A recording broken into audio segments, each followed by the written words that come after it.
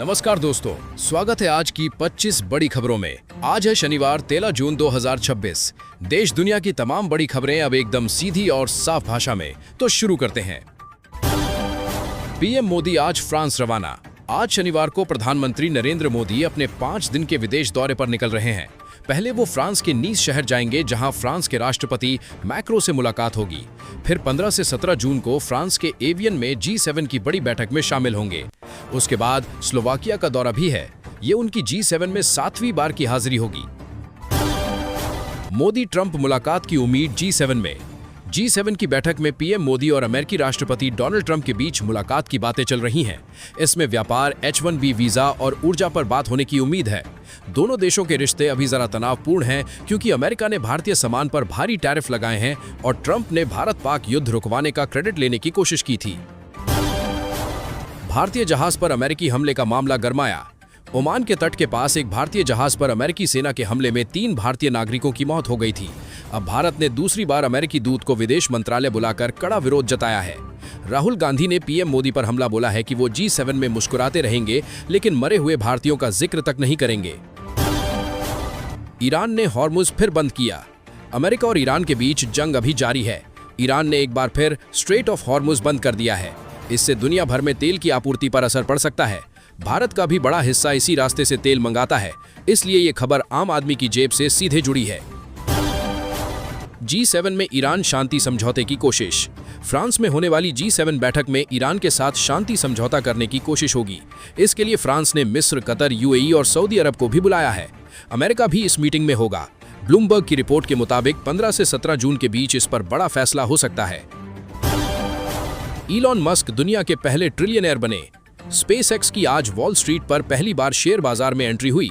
Share 21% उछले और इसकी बदौलत इलॉन मस्क की दौलत $1 लाख करोड़ यानी $1 ट्रिलियन पार कर गई। इतिहास में पहली बार कोई इंसान इतनी दौलत का मालिक बना। इस पर ईरान भड़क गया है और मस्क की कंपनियों को निशाना बनाने की धमकी दी है।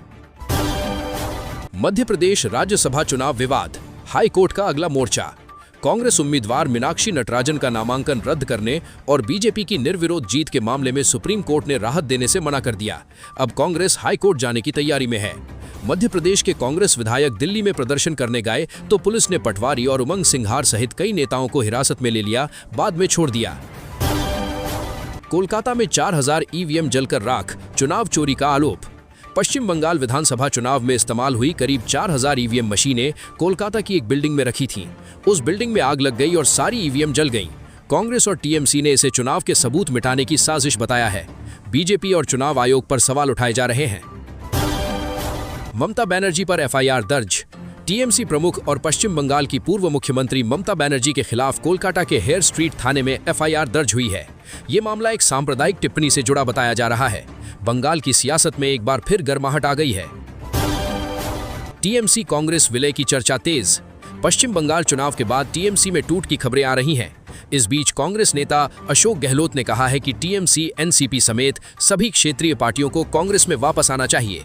शिवसेना यूबीटी के संजय राउत ने भी कहा कि अगर राहुल को पहले ही पीएम उम्मीदवार घोषित किया होता तो आज विपक्ष की सरकार होती। टीएमसी नेता स्वागत रॉय बोले, जो हो रहा अनैतिक है। टीएमसी में टूट की अटकलों के बीच पार्टी नेता स्वागत रॉय ने कहा है कि जो कुछ हो रहा है वो राजनीतिक तौर पर बिल्कुल गलत है। उन्होंने इसके पीछे ऑपरेशन लोटस यानी बीजेपी द्वारा टीएमसी को तोड़ने की कोशिश को जिम्मेदार ठहराया है। खरगे एक बार फिर राज्यसभा के लिए चुने गए। कर्नाटक से कांग्रेस अध्यक्ष मल्लिकार्जुन खरगे निर्विरोध राज्यसभा के लिए चुन लिए गए। उनके साथ कांग्रेस नेता पवन खेड़ा और मंसूर अली खान भी राज्यसभा पहुंचे। खरगे ने इसका पूरा श्रेय सोनिया गांधी को दिया और कहा यह उनका 13वां चुनाव है। अखिलेश यादव का कासगंज में बड़ा हमला।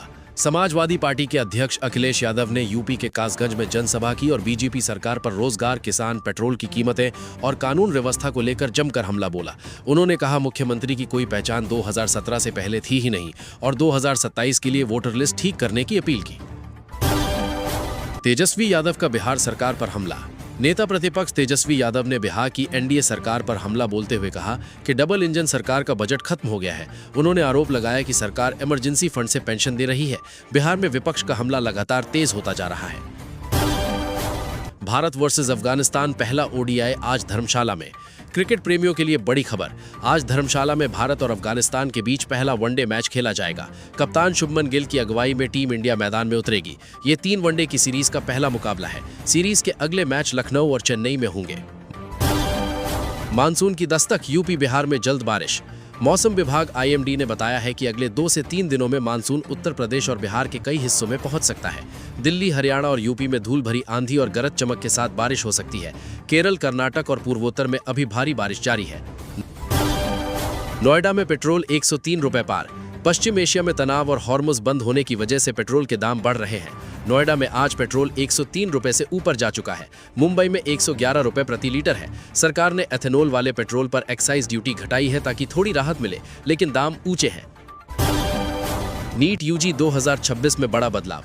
NTA ने नीट UG 2026 परीक्षा में एक बड़ा बदलाव किया है। अब परीक्षार्थियों को 15 मिनट का अतिरिक्त समय मिलेगा। ये खबर लाखों छात्र छात्राओं और उनके परिवारों के लिए बेहद जरूरी है। परीक्षा की तैयारी कर रहे बच्चों को इस बदलाव को ध्यान में रखना होगा। अयोध्या राम मंदिर चढ़ावा चोरी विवाद। राम मंदिर की दान पेटी से 5 करोड़ रुपए की हेराफेरी का मामला अभी ठंडा नहीं हुआ है। शिवसेना UBT के संजय राउत ने कहा कि CCTV फुटेज में चोरी साफ दिख रही थी, लेकिन वो फुटेज भी गायब हो गई। उन्होंने उद्धव ठाकरे के साथ अयोध्या जाने का ऐलान किया है। BJP और योगी सरकार इस मुद्दे पर चुप है। शेयर बाजार हरे निशान पर बंद। कल शुक्रवार को शेयर बाजार अच्छी तेजी के साथ बंद हुआ। सेंसेक्स 1695 अंक उछलकर 75,527 पर पहुंचा। निफ्टी भी 461 अंक की बढ़त के साथ 23,622 पर पहुंचा। इस उछाल की वजह वैश्विक बाजारों में सुधार और SpaceX IPO की खबर है। IIT कानपुर ने CBSE की खामी पकड़ने वाले छात्र को नौकरी दी। एक बड़ी अच्छी खबर, 17 साल के छात्र निसर्ग अधिकारी ने CBSE के ऑनलाइन मूल्यांकन सिस्टम में बड़ी सुरक्षा खामी ढूंढकर सरकार को बताई। इसकी बदौलत IIT कानपुर ने सभी नियम ताक पर रखकर इस होनहार छात्र को सीधे अपने संस्थान में नौकरी दे दी। अमेरिकी सेना ने हॉर्मुज में ईरानी ड्रोन मार गिराए। अमेरिकी सेना ने स्ट्रेट ऑफ हॉर्मुज में ईरान के 2 ड्रोन को मार गिराया है। इन ड्रोन से जहाज़ों पर हमले की कोशिश थी। इसके बावजूद जल डमरू मध्य से जहाज़ों की आवाजाही अभी भी जारी है, लेकिन तनाव इतना है कि कभी भी बड़ी घटना हो सकती है, जिसका असर भारत पर भी पड़ेगा। US ईरान शांति समझौते पर JD वैंस का बयान। अमेरिकी उपराष्ट्रपति JD वैंस यूरोप के अचानक दौरे पर निकले हैं। उन्होंने कहा कि ईरान के साथ जो भी डील होगी उसमें पहले पैसा नहीं मिलेगा, शर्तें पूरी करने पर ही लाभ मिलेगा। ईरान ने अभी तक किसी भी समझौते के टेक्स्ट को मंजूरी नहीं दी है। नेताजी को इंदिरा वाली हिम्मत नहीं, व्यंग्य। जाने माने कार्टूनिस्ट इरफान ने कहा कि ट्रंप ने भारतीय जहाज पर हमला करके 4 लोगों को मार डाला, लेकिन भारत सरकार सीधे ट्रंप को फोन भी नहीं कर पाई। अमेरिकी दूत को डांटने से काम नहीं चलता। इंदिरा गांधी होती तो ट्रंप को सीधे कह दी, ये भारत है, संभल कर रहो।